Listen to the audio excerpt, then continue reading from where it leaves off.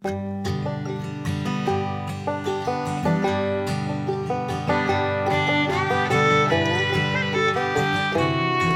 दी है आदरणीय केंद्रीय मंत्री वीरेंद्र जी भाई साहब, दिल्ली से अभी सुबह ही पधारे। बड़ा नाम है इसका लड़की का। हाँ, तो कल अपनी योजना में कल के शाम का सांस्कृतिक कार्यक्रम आप ही के द्वारा प्रस्तुत किया गया। बहुत अच्छा, बहुत अच्छा।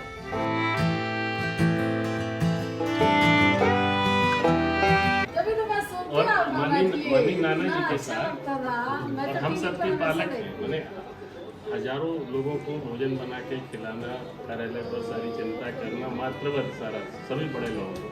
हेमंत भैया मनी नाना जी के साथ बहुत लंबे समय तक नाना जी के सेवा में 40 साल रहे, बस इतने परिचय कुछ नहीं। जब तक खत्म नहीं हुआ मराठी लास्ट में गया ना, वही थी।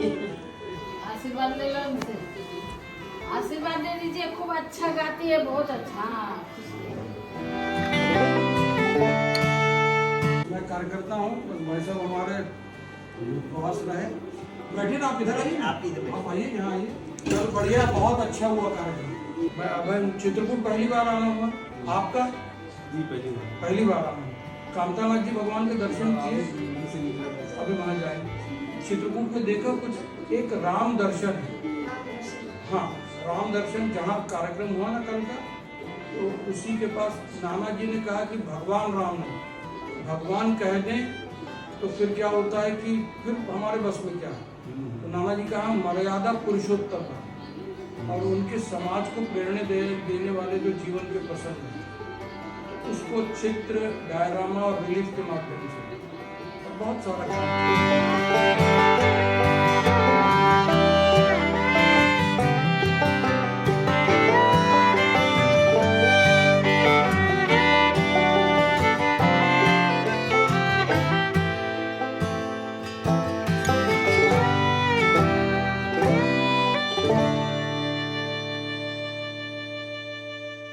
तो हम लोग निकल चुके हैं यहाँ से राम दर्शन के लिए, और हमें अंकल लेके जा रहे हैं राम दर्शन। इसके बाद हम कहाँ जाएंगे अंकल?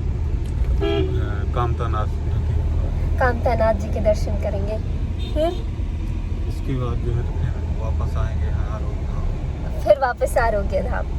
तो मतलब आज शाम की ट्रेन है, और इस बीच में मतलब जितना कवर हो सकता उतना करेंगे। अभी हम लोग की मुलाकात माननीय मदन दास देवी जी से हुई, और उनका आशीर्वाद मिला। सबसे मिलके इतना बढ़िया लगा, मैं लग ही नहीं रहा था कि हम लोग पहली बार मिल रहे लोगों से। इतना अपना तो है यहाँ पर चित्रकूट के लोगों में, और अभी बहुत एक्साइटेड है हम लोग जा रहे हैं दर्शन करने के लिए।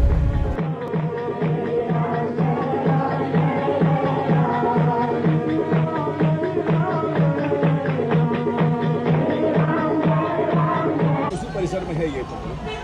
ये सारे शैक्षणिक प्रकल्प हैं जहाँ आपने कल प्रस्तुति दी, और जहाँ आप रुके हैं वो स्वास्थ्य परिसर है पूरा, आरोग्य धाम। तो सारे स्वास्थ्य से रिलेटेड ही वहाँ पर प्रकल्प है। पहले वहाँ से मुख्य द्वार से प्रवेश था, हनुमान जी महाराज के दर्शन करके लोग सीढ़ियों से उतरते थे, लेकिन बुजुर्गों को बहुत परेशानी होती थी। ये रास्ता बना, इसमें 5 मंदिर बनाए। 5 मंदिर में श्री राम के जीवन चरित्र पर आधारित 31 प्रसंगों का चित्रण किया, अलग अलग 2, 3, 4 माध्यम से। यहाँ पर कमल को अलग अलग रंग के यहाँ 9 कमल है।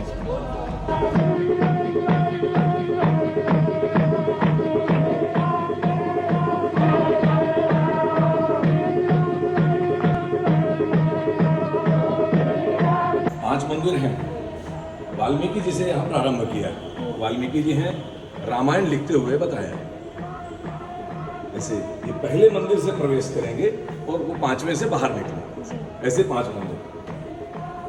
मुंकू राम जी जयपुरिया, इनके सुपुत्र डॉक्टर राजाराम जयपुरिया ने इसको बनाने के लिए पूरी धनराशि नाना जी को उपलब्ध कराई। उस समय में 3 करोड़ रुपए उन्होंने दिए। और इसको बनाने के पीछे जो नाना जी की सोच है, मानवीय आचरण के विश्वव्यापी प्रतीक मर्यादा पुरुषोत्तम श्री राम का दर्शन कीजिए और उनके जीवन से प्रेरणा पाकर अपना जीवन सार्थक बनाए। भगवान राम कहीं नहीं, मर्यादा पुरुषोत्तम। इस पहले मंदिर में विदेशों से जो भी सामग्री श्री राम के जीवन चरित्र पर प्राप्त हुई है उसका प्रदर्शन किया। लाओस में लकड़ी के फलक में लौकुश, वियतनाम में नृत्यनाटिका के माध्यम से प्रदर्शन, फ्रांस में भी ऐसा ही प्रदर्शन, रूस में वहां के स्थानीय कलाकारों की रामलीला की मंडली राम का अभिनय करने वाले पात्र को रूस का सर्वश्रेष्ठ पुरस्कार प्राप्त। रामलीला कहाँ होना है, ऐसे स्थान पर आमंत्रित करने के लिए विशेष प्रकार के आमंत्रण। रशियन, इंडोनेशिया, वहां पर अलग अलग प्रकार से श्री राम का जीवन चरित्र यानी रामलीला खेलते हैं। उसके बहुत सारे विधाएं हैं, उसमें से एक विधा ये है। म्यांमार से प्राप्त मुखौटे, इनको लगा करके लोग वहां रामलीला का मंचन करते हैं। वहीं की रामायण, तो वहां रावण का 10 सिर इस प्रकार से बताया है, 10 सिर, लेकिन कुछ इस प्रकार से बताया। ये भी इंडोनेशिया, ये वहीं के जटायु, वहां पर वो अभी बहुत बड़ा एक बनाया है ना मेटेलिक, वो जटायु जी का, वो वहीं पर। थाईलैंड से प्राप्त मुखौटे और ये पपेट्स, इस प्रकार की सजावट करके लोग वहां रामलीला का मंचन करते हैं। वहां की रामायण, जितनी यहाँ रामचरितमानस प्रचलन में है उतनी वहां ये रामकीयन प्रचलन में है। रामकीयन, इसका नाम है रामकीयन और चित्रित है। इसी प्रकार के कुछ चित्र हर पृष्ठ पे हैं। म्यांमार के जो मुखौटे उधर रखे देखे आपने, उनको लगा करके जो नृत्यकाएं होती हैं उसके दृश्य हैं। कठपुतली के माध्यम से जो प्रदर्शन होता है उसके दृश्य। इंडोनेशिया की एक अलग और विधा, मुखौटे लगा करके लोग रामलीला का वहां मंचन करते हैं। चीन की ओपेरा प्रस्तुति वर्तमान समय में सिंगापुर में ज्यादा प्रचलन में है, लेकिन मूलतः है चीन की।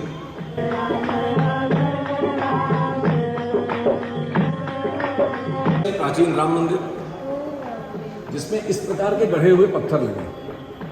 राम राज्याभिषेक का विशाल तैल चित्र है जिसकी फोटो अपने को वहां से प्राप्त हो।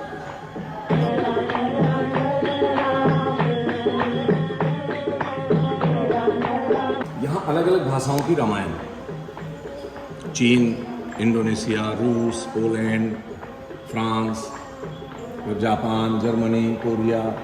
राम की फिलीपीन यात्रा, इस प्रकार की पुस्तक फिलीपींस।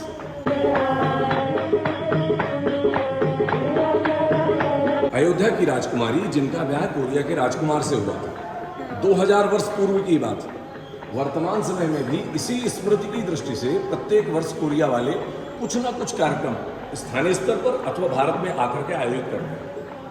इतना ऐसा संबंध था हमारा जो आज भी जीवंत है। वहां पर हम लोगों ने सब भुला दिया, अब धीरे धीरे आप याद दिला रहे हैं। ऐसे पहले मंदिर में इस प्रकार के प्रदर्शन के पीछे का भाव है कि राम किसी एक देश की सीमा या किसी एक विशेष संप्रदाय से जुड़े हुए नहीं है, बल्कि उनका विश्वव्यापी स्वरूप है। ऐसा प्रदर्शन ही पहले मंदिर में किया। मंदिर में जाने के लिए गुफा, गुप्त गोदावरी में इस प्रकार की प्राकृतिक गुफा बिल्कुल ऐसी ही, उसी को देख करके ये यहाँ पर ये फाइबर ग्लास से।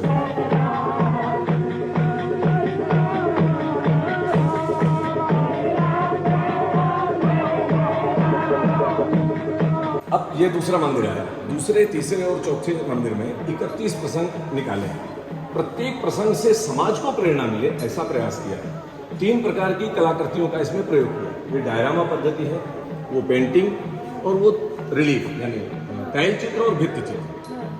राम लक्ष्मण विद्याध्ययन के लिए गुरु वशिष्ठ के आश्रम में गए हैं।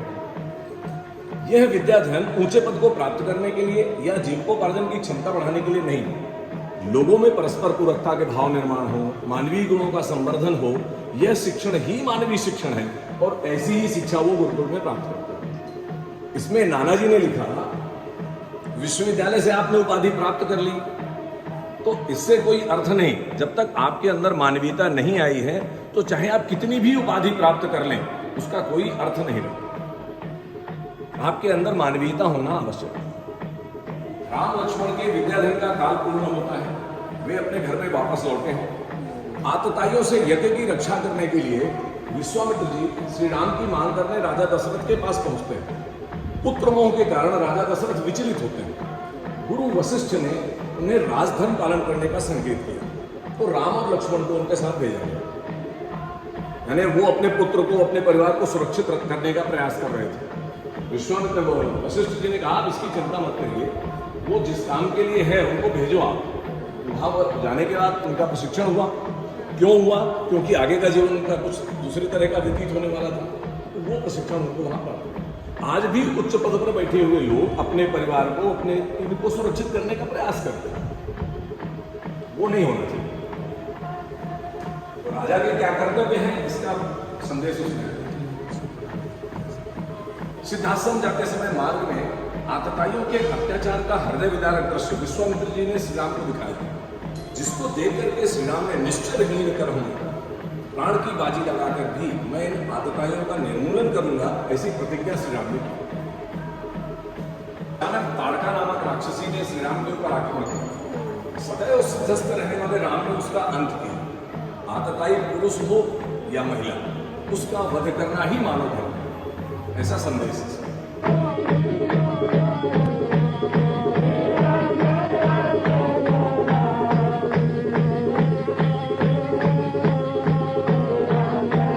सिद्धाश्रम का दृश्य। राम लक्ष्मण ने कहा आप निश्चिंत होकर के यज्ञ करेंगे। विश्वामित्र जी ने कहा आपके सामर्थ्य में मुझे संदेह नहीं है, लेकिन आवश्यकता इस बात की है कि जो समाज में अत्याचार सहने की वृत्ति विकसित हुई है, उसको नष्ट करके उनमें पराक्रम जगाया जाए। यह स्थायी उपाय होगा। नहीं तो कुछ राक्षसों से परेशान होकर मैं तुम्हें लेने गया, तुम उनको मार के वापस चले जाओगे, कल को दूसरे राक्षस आएंगे तो फिर मैं तुम्हें लेने आऊंगा। यहाँ के लोगों में ये सामर्थ्य पैदा करो कि आगे आने वाले इस प्रकार के उसमें समाधान करने का इनके पास सामर्थ्य, यह स्थायी उपाय होगा। यही नेतृत्व की कसौटी।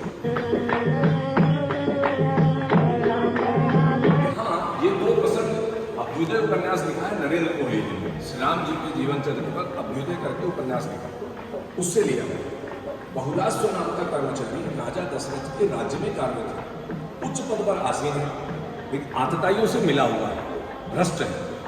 विश्वामित्र जी के संकेत करने पर श्री राम ने उसे मृत्युदंड दिया, प्रशासन को भ्रष्टाचार से मुक्त किया। उस समय में आतताइयों के अत्याचार से पीड़ित महिलाएं, जिनको समाज ने बहिष्कृत कर दिया, ऐसी महिलाओं का जीवन जीना दुर्भर हो गया। श्री राम के प्रभाव से उन्हें समाज में उचित स्थान मिला, बाकी का जीवन उनका ठीक प्रकार से व्यतीत हुआ। उन्होंने इस घटना को इनके साथ जोड़ करके लिखा अभ्युदय उपन्यास में, इसलिए मैंने कहा कि वो दोनों प्रसंग अभ्युदय उपन्यास से लिखा। ध्यानस्थ है, विश्वामित्र जी श्री राम की भेंट उनसे कराते हैं। श्री राम ने अनुकूल अवसर पाकर के गौतम ऋषि से उनका पुनर्मिलन कराया।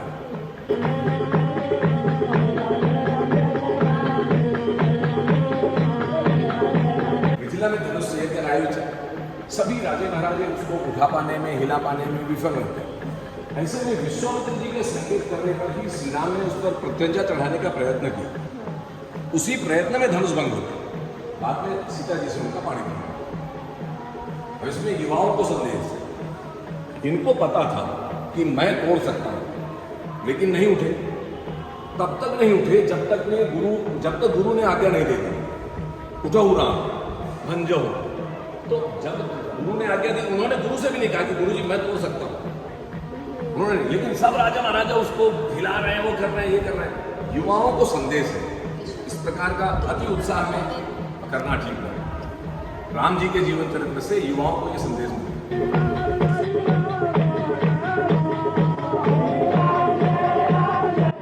धनुष भंग हुआ, लक्ष्मण जी से उनका वादा विवाद होता है परशुराम जी से। श्री राम ने अपनी विनयशील कुशलता का परिचय देते हुए परशुराम जी के क्रोध को शांत किया। उन्होंने क्या कहा, हुई है को एक दास तुम्हारा, धनुष जिसके हाथ से टूट गया गलती से भी, या तो वो कोई आपका दास होगा, आप क्षमा कर दो, ठीक, नहीं तो जो दंड दो मैं स्वीकार करता।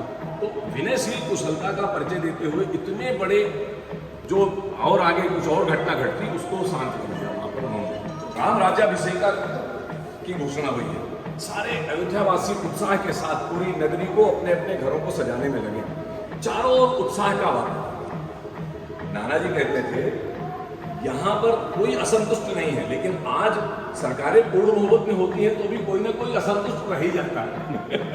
लेकिन यहाँ कोई असंतुष्ट नहीं है, राम राजा बनने वाले हैं।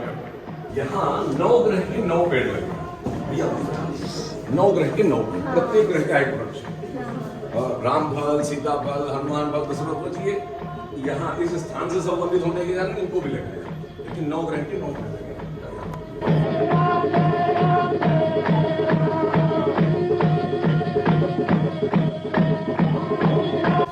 विस्तार में। वो प्रणव पांड्या जी आए थे, वो कह रहे थे डॉक्टर कलाम जब आए तो उन्होंने कहा कि ये पूरा वहाँ लगाएंगे राष्ट्रपति भवन के प्रांगण में, नवंबर और 27 में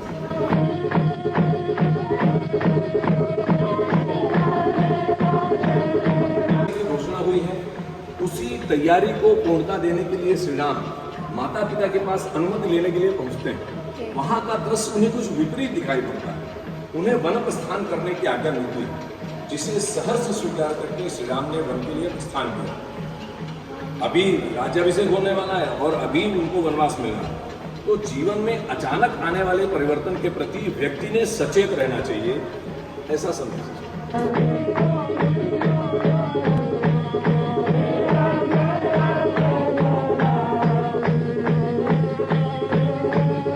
कौटुंबिक कलह निवारक राम, पति प्रेम की प्रतिमा सीता और बंधुत्व के प्रतीक लक्ष्मण तीनों वनवास के लिए निकल पड़ते हैं।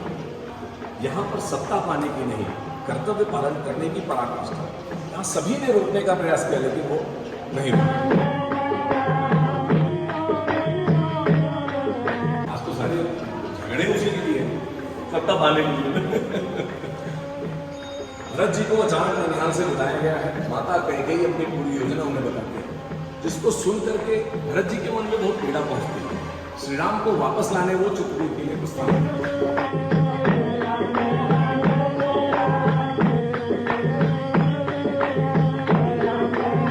गंगा नदी पार करने के लिए तट पर श्री राम लक्ष्मण जानकी पहुंचते हैं।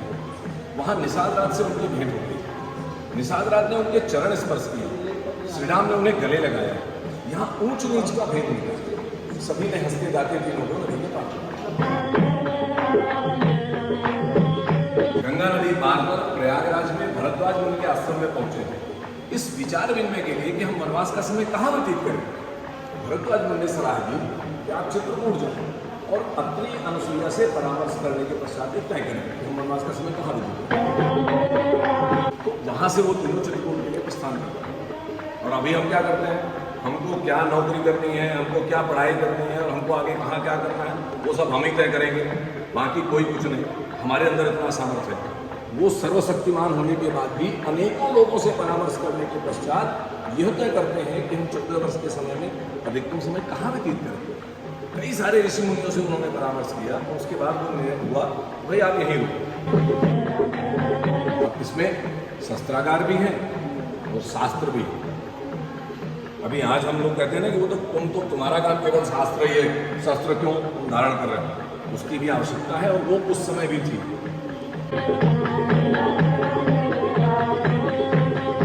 श्री राम लक्ष्मण और जानकी चित्रकूट पहुंचे हैं। आस पास के वनवासियों में समाचार पहुंचता है कि सभी अपने अपने सामर्थ्य के अनुसार उनके स्वागत के लिए वहां पर पहुंचते हैं कंदमूल फल लेकर।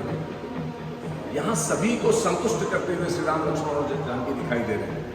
यहाँ सभी को एकात्मता की अनुभूति हुई है, इनको अपनेपन का एहसास हुआ। अत्रि अनुसुईयाश्रम का दृश्य है। यहीं पर विचार करने के पश्चात कहते हुआ कि वनवास का अधिकतम समय यहीं व्यतीत करें। फलस्वरूप ये तीनों लोग अधिकतम समय उन्होंने यहाँ व्यतीत किया। यहाँ लोगों ने माना था कि 11.5 वर्ष, चित्रकूट के 11.5 वर्ष, उसके बाद आगे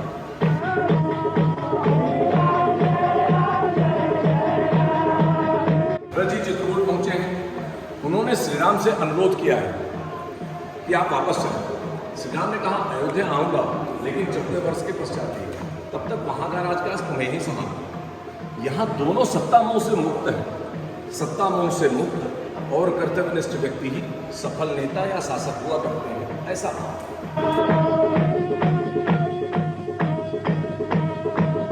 अनुनय विनय करने के पश्चात भी जब श्री राम वापस जाने के लिए तैयार नहीं होते हैं तो भरत जी ने उनकी पादुकाएं मांगी।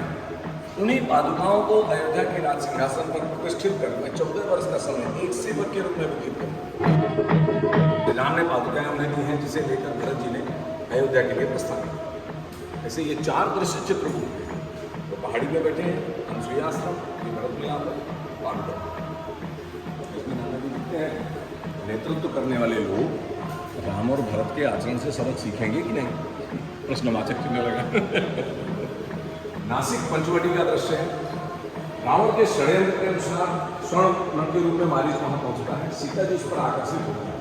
श्री राम को उसके पीछे जाना पड़ता है। षड्यंत्र के अनुसार लक्ष्मण जी को भी वह कुटिया छोड़ करके उन्हीं के पीछे जाना पड़ा और अकेली सीता को पाकर रावण ने उनका हरण किया।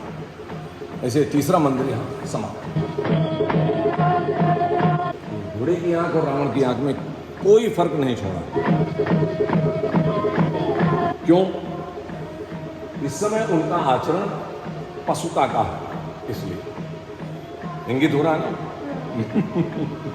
वहां 9 ग्रह के 9 पेड़, यहाँ 27 नक्षत्र के 27, प्रत्येक नक्षत्र का एक।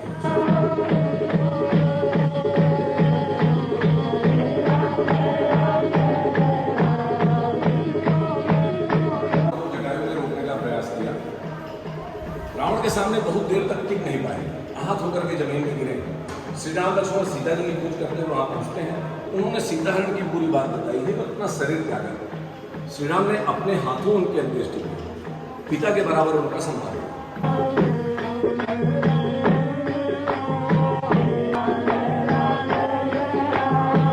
जंगल में एकांत में कुटिया देकर के जानकारी पाने के लिए श्री राम लक्ष्मण वहां पहुंचते हैं। सबरी के द्वारा दिए हुए मीठे फल ग्रहण करते हैं और उनका आशीर्वाद प्राप्त करके सीता जी की खोज में आ गए।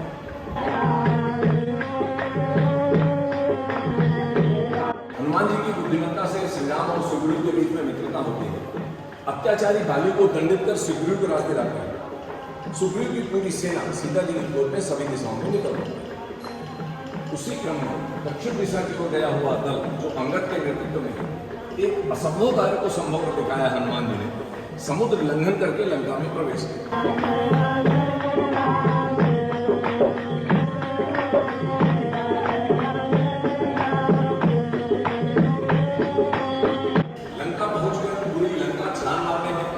अशोक वाटिका में शोकाकुल अवस्था में सीता जी उन्हें दिखाई पड़ती है। उन्हें मुद्रिका दिखाते हैं, उन्हें आश्वस्त करते हैं कि आप चिंता न करें, हम अतिशीघ्र आकर के इन आतताइयों से आपको मुक्त करेंगे, जिससे सीता जी को भविष्य के प्रति आशा बढ़े। श्री राम की सेना समुद्र तट पर पहुंची है। नैतिकता के पुजारी विभीषण ने रावण को समझाने का प्रयास किया। श्री राम से समझौते की बात की, लेकिन क्रोध में आकर के रावण ने विभीषण को राज्य से निष्कासित किया।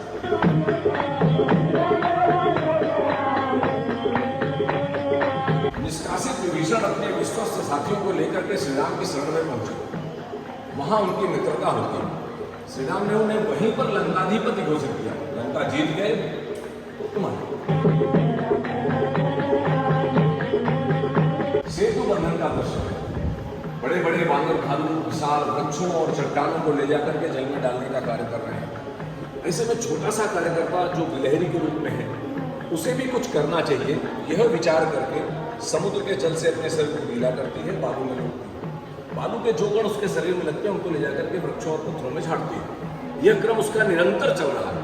श्री राम की दृष्टि प्रत्येक कार्यकर्ता पर है। उन्होंने उसे अपनी हथेली में लेकर उसका उत्साहवर्धन किया। बहुत बड़े कार्य में छोटा सहयोग भी महत्वपूर्ण है। ऐसा कोई कार्यकर्ता छोटा या बड़ा या ऐसा नहीं। इसका अपने को देखने को मिला ना, जब विश्वनाथ कॉरिडोर का उद्घाटन हुआ, उसमें मोदी ने अपने जो वो सबके वाले ने उनका स्वागत सम्मान किया। रावण के सभी सेनानी मारे गए। विभिन्न प्रकार के अस्त्र शस्त्रों से सुसज्जित होकर के रावण रणक्षेत्र में उतरा। उसने विभीषण के ऊपर शक्ति का प्रयोग किया।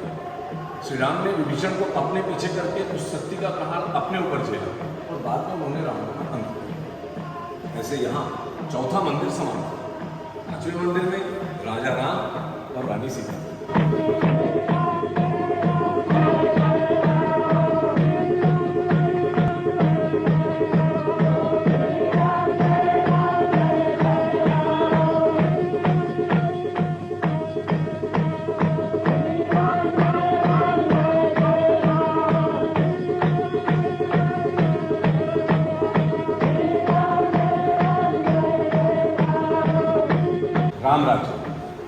राम राज्य से संबंधित ये 6 प्रसंग हुए।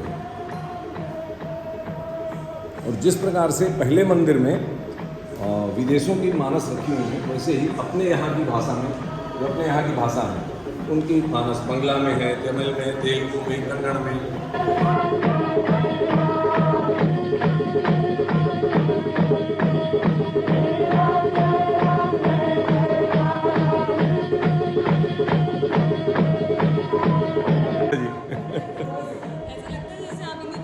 उधर उधर भी हो जाएंगे।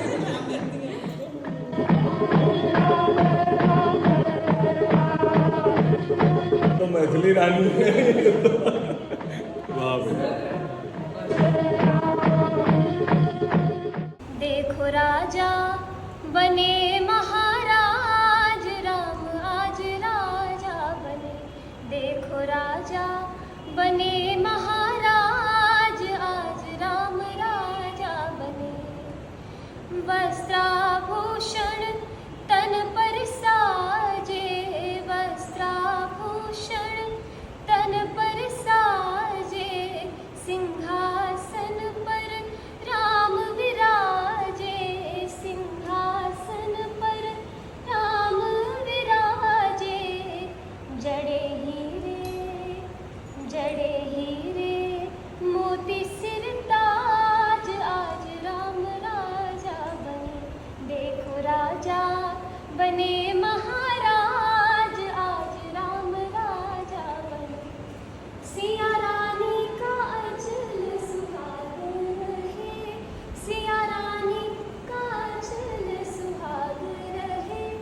राजा राम के सिर पर ताज रहे, राजा राम के सिर पर ताज रहे। सिया रानी का अचल सुहाग रहे, सिया रानी का अचल सुहाग रहे। वो बहुत पुराने कार्यकर्ता मत्तू सबसे पुराने कार्यकर्ता ये संतोष मीडिया में।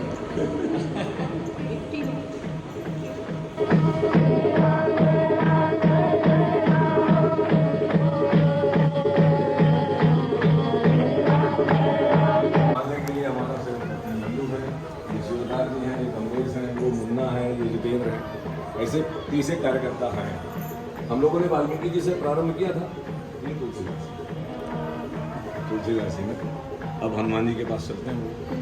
ये बनने में कितना समय लगा होगा? 4 वर्ष बने हुए 22 वर्ष। अब हमको ले जा रहे हैं कल हनुमान जी के पास। हनुमान जी का चित्रण इस प्रकार से किया है, राम जी उनके हृदय में विराजे हैं।